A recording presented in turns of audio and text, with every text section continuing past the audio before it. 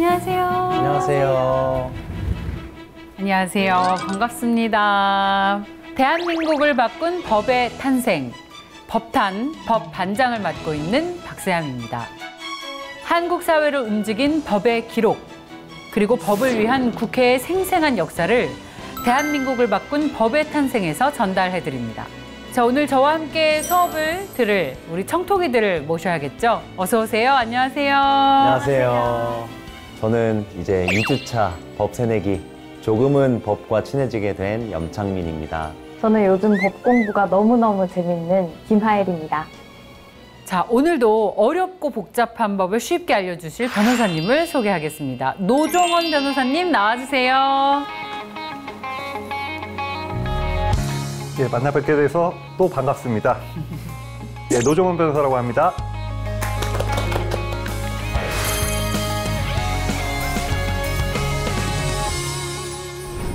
자, 변호사님 오늘은 어떤 법을 가지고 오셨어요? 네, 오늘은 역사가 굉장히 긴 법에 대해서 다루려고 합니다. 각오 단단히 하셔야 될 것 같아요.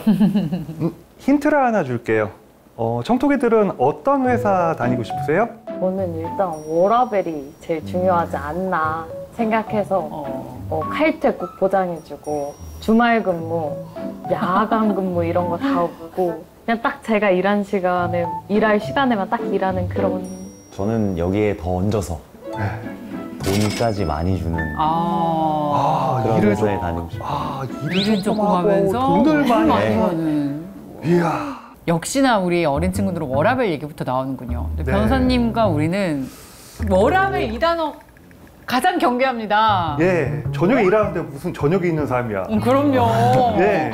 그 워라밸이 있으면서 무슨 높은 월급을 챙겨요. 그런 세상은 없어요. 우리 때는 부모님이 월, 화, 수, 목, 금, 토요일까지 일하고 우리도 토요일까지 학교를 다녔어요.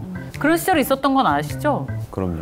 그렇게 풀로 일하고 월급 따박따박 나오는 그런 회사가 최고의 근무지였죠. 지금까지 말한 내용들 다 법에 나와 있습니다. 근로기준법 제42조. 이번 시간에는 그 근로시간과 관련된 문제에 대해서 집중적으로 파헤쳐 볼 생각입니다. 근로기준법 많이 들어는 봤고 얼핏 알고 있긴 한데 사실 정확하게는 몰라요. 그렇다면 우리 모든 회사원들, 이른바 근로자들이 반드시 알아야 할 법인 것 같은데 이 근로자의 노동 조건을 보장하는 법인가요? 어떻게 이해하면 될까요? 맞습니다. 근로자의 기본적인 조건을 정한 법입니다. 어떤 인간의 존엄성을, 근로자로서의 인간의 존엄성을 유지하기 위한 기본적인 조건을 정한 법이 근로기준법인데요. 놀라운 사실은 이거 굉장히 막 민주화가 진행되고 나중에 생긴 법 같잖아요. 아닙니다.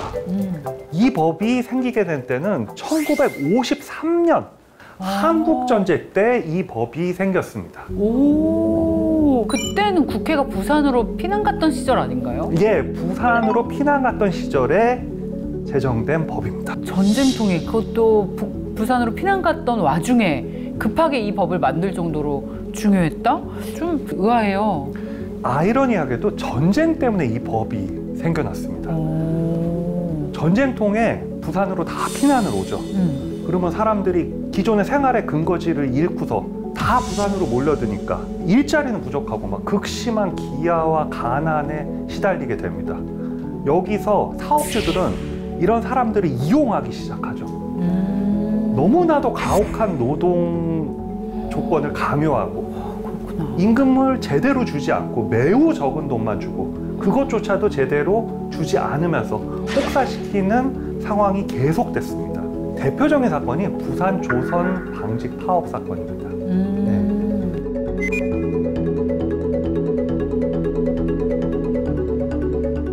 국회는 이를 해결하기 위해서 일본의 근로기준법을 벤치마킹해서 대한민국의 근로기준법을 제정하게 됩니다. 그럼 아무래도 예전에 만들어진 거다 보니까 지금의 근로기준법이랑은 되게 많이 차이가 나겠네요. 놀라운 사실은 전쟁통이라서 굉장히 허술하게 졸속으로 입법했을 것 같지 않습니까? 근데 생각보다 지금 봐도 굉장히 선진적인 법체계로 이루어져 있습니다. 그래요. 예. 월차휴가, 유급휴가까지 있었고 정당한 이유 없이 해고를 할 수 없다라는 조문까지 있었고 출산휴가까지 규정되어 있는 굉장히 선진적인 법이었습니다. 뭐 지금과 별 차이가 나지 않습니다. 예. 근데 적용이 잘 됐어요? 안타깝게도 너무 이상적이고 훌륭한 법은 현실에서 잘 적용되지 않는 경우가 매우 많거든요. 거의 유명무실화돼서 사실상 지켜지지가 않았어요. 그도 그럴 것이 이 법이 제정되었다라는 사실을 전쟁통인데 어떻게 알겠습니까? 되게 힘들게 탄생한 법인데 그게 제대로 지켜지지 않았다는 게 좀 안타까운 것 같아요. 무늬만 멋있는 법인 근로기준법, 이것을 다시 돌아보게 된 계기가 되는 결정적인 사건이 대한민국에서 일어나게 됩니다. 자, 힌트입니다. 여기는 어디일까요?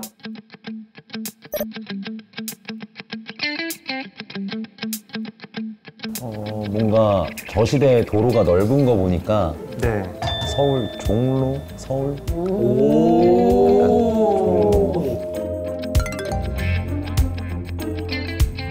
바로 청계천. 예. 동대문 근처의 평화시장입니다. 이 사진은 1960년대 청계천 옆에 있는 평화시장의 봉제 공장의 모습입니다. 원단과 옷을 만드는 경공업의 중심지였고 이 공장들이 400여 개가 몰려 있었는데 그때 당시 기준으로도 매우 열악한 근무 조건과 혹독한 환경으로 유명했던 곳입니다.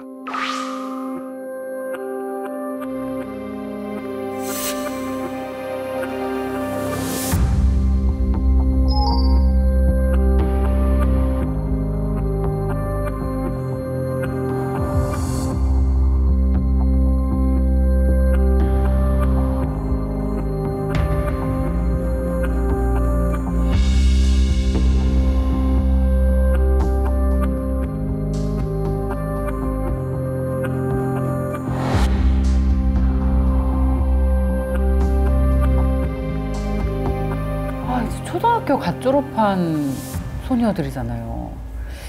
저런 열악한 환경에서 일할 수 있을까요, 우리 같으면? 저는 진짜 하루도 못하고 뛰쳐나왔을 것 같은 게 사실 정말 어린 나이잖아요. 그리고 마냥 웃기만 하고 그래도 모자랄 나이에 저렇게 일을 하고 또 돈을 벌었다는 게 기특하기도 하면서 또 안타깝기도 한 것 같아요. 어린 소녀들이 뭐 요즘도 좀 쓰이죠. 미용실 가면은 시다라고 일주일에 한 100시간 정도를 일을 하면 어마어마하죠. 사실상 잠자는 시간 빼고 일어나자마자 다 일을 하는 겁니다. 그래서 한 달에 버는 돈이 1,800원에서 3,000원 사이. 그때 당시 물가예요. 지금 근로기준법이 어쨌든 만들어져 있는 상태잖아요. 예. 미성년을 동원하는 거는 법에 위배되는 거 아니에요? 예, 근로기준법에 따르더라도 명백하게 법 위반이었습니다. 예, 근데 거의 지켜지지가 않았죠. 왜냐하면 당시에 정부는 경공업 중심으로 대한민국의 산업을 육성하려고 드라이브를 걸고 있었던 상황이었습니다. 그러기 위해서는 가격 경쟁력이 굉장히 중요했거든요. 결국은 가격 경쟁력을 확보하기 위해서는 결국은 인권 유린의 현장을 묵인하는 방법밖에는 당시에는 없었고 이를 묵인하는 형태가 일상화가 돼버렸죠. 그러다가 1970년대 초반 이렇게 가혹하고 비인간적인 환경 속에서 충격적인 사건이 하나 터지게 됩니다.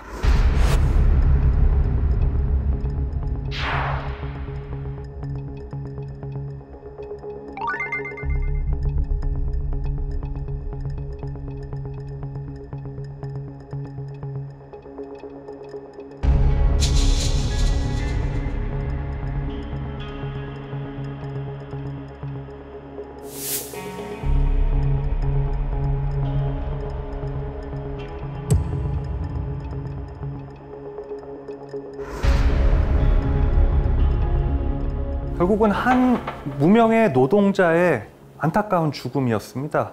하지만 그때 당시에 사회에 미친 파장은 거의 태풍급이었습니다.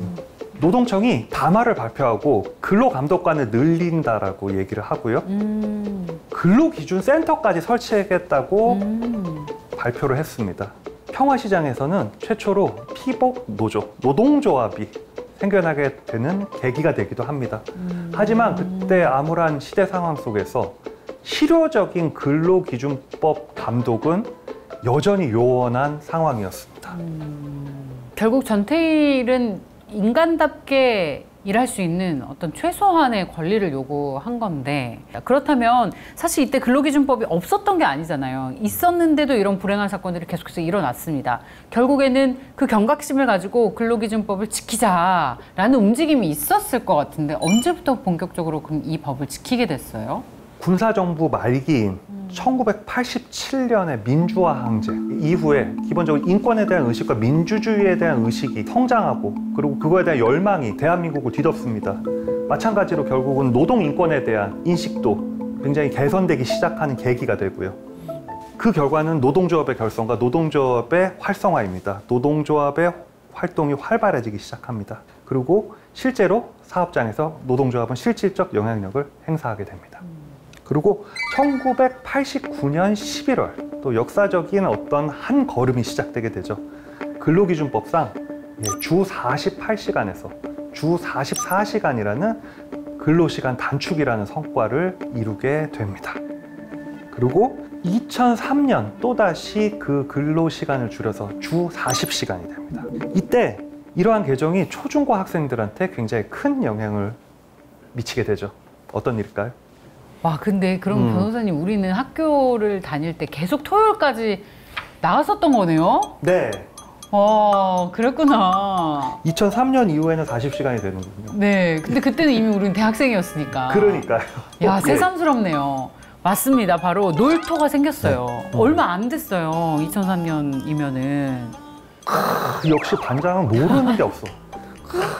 라떼 사람이라 그런 것 같아. 2003년 이후에 주 5일 시대가 열리게 되는데요. 그 전에 좀 짚고 넘어가야 될 게 있어요. 1997년 대한민국을 뒤흔드는 가장 충격적인 사건 중에 하나라는 사건이 발생합니다. 무엇일까요? 저 알 것 같은데. IMF 외환위기. 예, 맞습니다. 절체정명의 대한민국의 국가 위기가 찾아오게 됩니다. 당시에 경제가 한순간에 무너지게 되고 환율이 2,000원을 돌파하냐 마냐까지 가게 되고 대기업의 반 이상이 도산 위기에 처하게 됩니다. 당시 한 해 실업자만 92만 명. 그리고 당시 한강 다리에는 뛰어들어서 극단적인 선택을 하는 사람들이 너무 많아서 경고문도 붙여놨었습니다. 당신의 가족을 생각하세요라는. 대한민국의 역사상 유례를 찾아볼 수 없는 대위기 상황이었고요.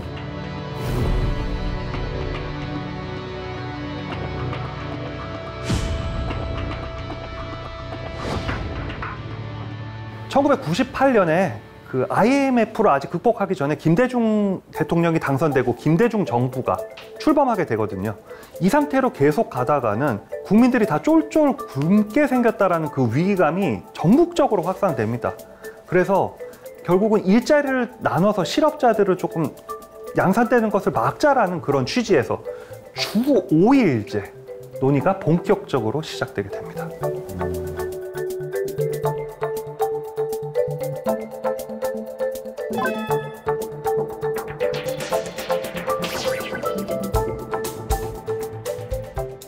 제가 반장으로서 2003년에 개정된 근로기준법 42조에 대해서 설명해 드리겠습니다. 주간 근로시간은 휴게 시간을 제하고 40시간을 초과할 수 없다. 일일 근로시간은 8시간을 초과할 수 없다. 너무나 합리적이잖아요. 네. 근로자들에겐 너무나 좋은 법입니다. 근데 누가 싫어하겠어요? 고용주? 그렇죠. 사장의 마음은 늘 근로자와 다르죠. 네, 사장의 마음은 근로자와 반대입니다. 반대입니다. 돈을 적게 주고 일을 많이 했으면 시키고 좋은 싶죠. 게 사장의 마음입니다. 어마어마하게 반대를 했습니다. 예, 주 5일 하면 나라가 망한다까지 서슴지 않고 야. 얘기를 했고 정경련, 대한상공회의소 등등 주요 경제단체들이 신문지상에 반면 광고를 실어요. 한번 봐보시죠. 그때 당시에 실었던 반면 기사입니다.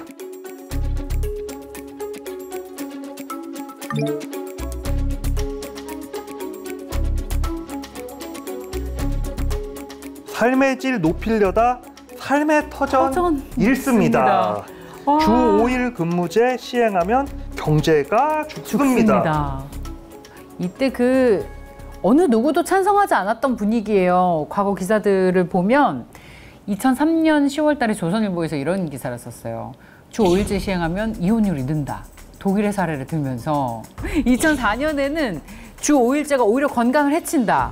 그게 왜 그러냐면 주중에 몰아서 일하고 주말에 또 몰아서 자면 오히려 건강에 안 좋다. 이런 논리를 펼쳤고 또 한 그 방송사의 방송기사에는 월요병이 더 심해질 것이다.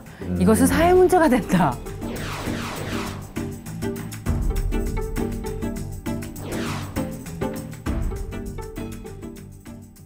근데 또 이제 일반 시민들 입장에서는 또 삶이 하루 만에 완전히 바뀌는 거잖아요. 그래서 좀 불편했을 수도 있을 것 같은데 그럼 이 법이 통과되기까지 되게 어려웠을 것 같은데 혹시 얼마나 걸렸나요? 도입 과정을 살펴보면 일단은 첫 번째로 이제 2000년에 노사정위원회가 결성이 됐었는데 결렬이 돼버립니다. 이유는 당연히 노사 갈등이 너무 극심했기 때문이죠. 대체안으로서 순차적인 도입을 추진하게 됩니다. 일단은 공무원, 금융권, 대기업 순으로 주 5일제를 단계적으로 도입하게 됩니다. 그리고 2003년도에 어쨌든 우여곡절 끝에 통과하게 됩니다.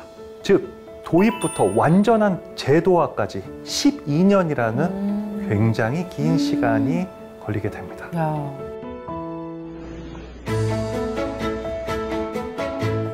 우리 이혼에 대안으로 제안하기로 한 근로기준법 중 개정 법률안에 대한 주요 내용을 말씀드리겠습니다. 이 개정 법안은 근로기준법 개정을 통하여 근로시간을 단축하고 휴가 휴일 제도를 개선함으로써 근로자의 삶의 질을 향상시키고 기업의 경쟁력을 제고하여 우리 경제 발전을 도모하기 위한 것입니다. 본의원은 가능컨대 상정된 개정 법률안에 따른 주 5일 근무제의 순차적 도입은 시기상조이며 중소기업을 비롯한 국가경제 전반에 크나큰 부담이 되는 바 고려돼야 마땅하다고 생각됩니다. 의원 여러분들 투표해 주시기 바랍니다. 재석 230인 중 찬성 141인, 반대 57인, 기권 32인으로서 근로기준법 중 개정 법률안 대안은 가결되었음을 선포합니다. 그래도 찬성 인원이 훨씬 많았네요. 이렇게 여론은 안 좋다라고 조성을 했지만 국회의원들은 대부분 찬성했습니다. 사실 2000년대 들어오면서 또 인간의 존엄성, 노동 환경에 대한 논의가 굉장히 활발하게 이루어졌습니다. 그만큼 대한민국의 민주주의도 이제 성수길로로 접어들고 있었죠. 그러면 주 5일제가 시행되면서 저희가 원했던 그런 워라밸은 조금 어떻게 향상이 됐나요? 어떻게 됐을까요? 네, 지난 20년 동안 OECD 국가 중에 근로시간이 가장 큰 폭으로 줄어든 나라는 대한민국.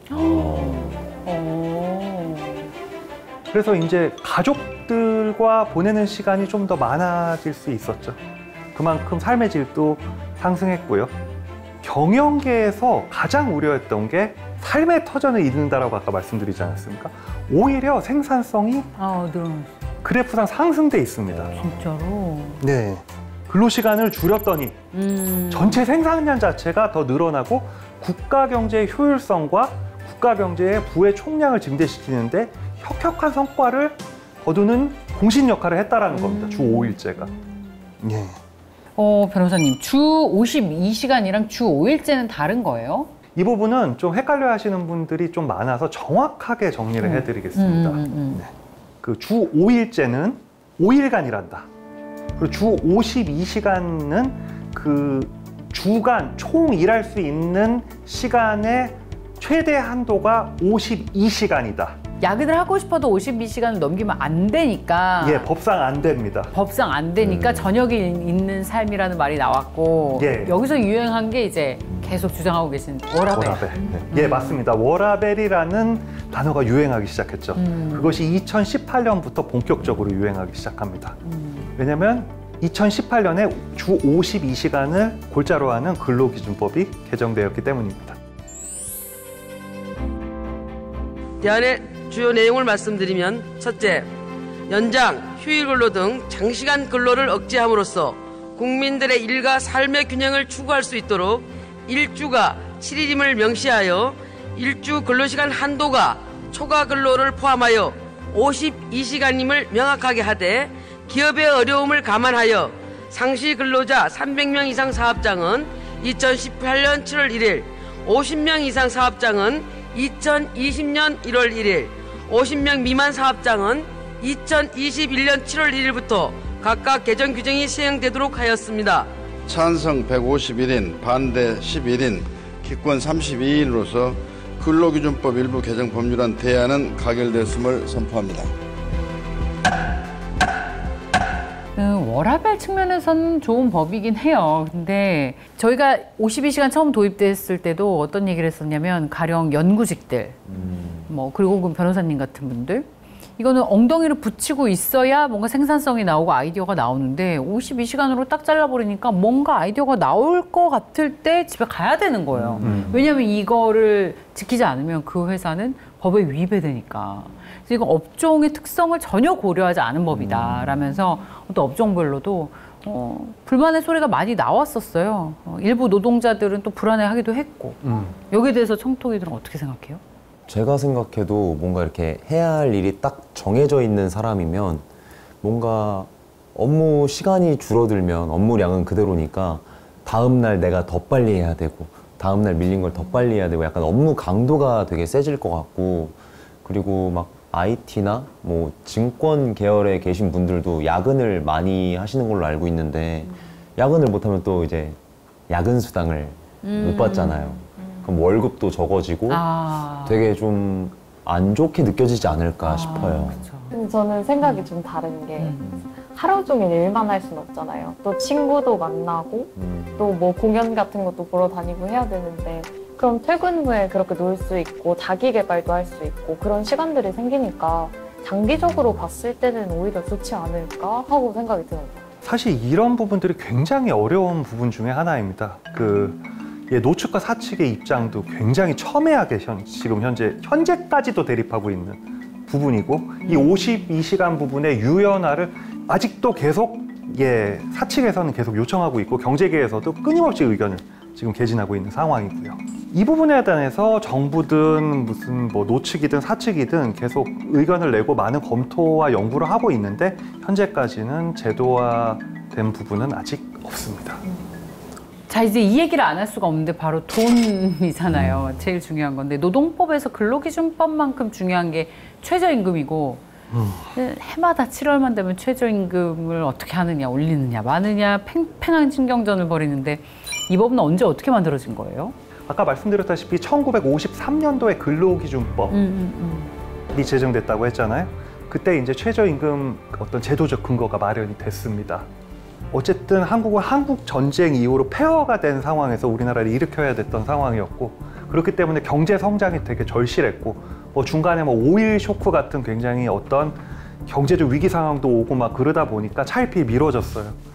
근거만 마련된 상태로 1986년도에 와서야 최저임금법이 제정 공포됐고 1988년도에 시행되게 됩니다. 제가 연도별 최저임금을 한번 쭉 봤는데 어떤 때는 인상폭이 크고 어떤 때는 작고 이렇게 들쭉날쭉해요. 이건 어떤 기준으로 이렇게 만들어지는 거예요? 왜 인상폭이 들쭉날쭉한가요? 최저임금이라는 것은 어떤 인간의 존엄성과 삶의 질을 규정하는 데 굉장히 중요한 기준입니다. 적어도 자본주의 사회에서 돈은 기본적으로 생계의 수단이자 생활의 원천이잖아요. 최저임금을 어떻게 잡는다는 것은 그 사회가 인간의 존엄성, 그리고 이 사람이 인간의 존엄성을 유지하기 위해 어느 정도의 돈을 필요로 하는가가 굉장히 중요한 그 국가의 철학적 과제로서 기능을 합니다. 그래서 최저임금법이 가지는 의미는 국민들, 그리고 우리의 평범한 근로자들의 삶을 어느 정도로 국가가 생각하고 있느냐를 나타내는 어떤 지표이기 때문에 그런 측면에서 최저임금법을 무턱대고 낮추거나 동결하거나 그런 행위는 어떤 국가의 이상에 또 반하는 행위이기도 합니다. 네. 오늘은 어렵게만 느껴졌던 노동법을 정말 쉽게 배웠습니다. 어땠어요, 청토기들? 저는 사실 아르바이트 경험도 있다 보니까 항상 좀 더 돈 올랐으면 최저임금 올랐으면 이라고 이렇게 항상 바래만 왔는데 또 오늘 이야기를 들어보니까 이게 정말 100원, 200원 쉽게 오르는 게 아니구나 라고 알게 됐고, 그리고 제가 받았던 그 임금들도 다 이제 이전에 치열하게 이렇게 자기의 권리를 위해서 싸워오신 분들 덕분이라는 걸 알게 돼서 되게 의미 있었던 것 같아요. 보이지 않는 곳에서 대한민국의 법을 수호하며 국민의 삶을 위해 노력하는 국회가 함께하기에 가능했던 순간들의 기록.